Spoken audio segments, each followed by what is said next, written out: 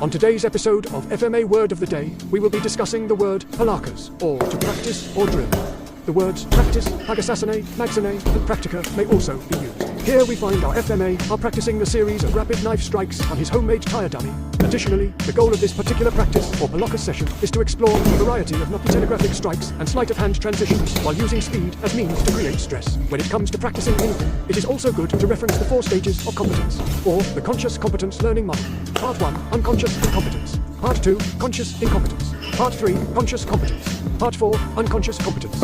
It is important to note that we get quote-unquote good at what we prefer to practice. One could call this motor skill learning. It is the process of acquiring and refining motor skills through practice and experience. It involves changes in the central nervous system that allow for the production of new, more efficient, and accurate movements. This learning process can be broken down into stages, with each stage characterized by different aspects of performance and cognitive processing. Motor skill learning can be broken down into 3 stages. Stage 1, the cognitive stage. This is where one asks, what am I intending to learn? What deliberate methods am I going to use to develop efficient ways to practice? Stage 2, the associative stage. Context and implementation is a central part of the associative stage of motor learning. The learner takes in less verbal information and begins to make nuanced adjustments to their behavior. For star athletes, this stage of motor learning is perpetual, since there is always improvement to be made.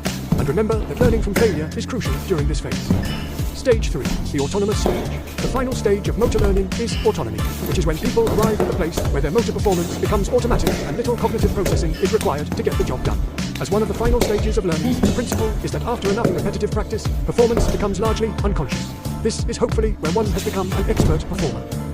However, it is not enough to just do 1,000,000 repetitions. One should deliberately do quality repetitions with a specific goal in mind. Thus, quality practice can be quantified as deliberate and focused, have active engagement, effective strategies, consideration of context, and the why.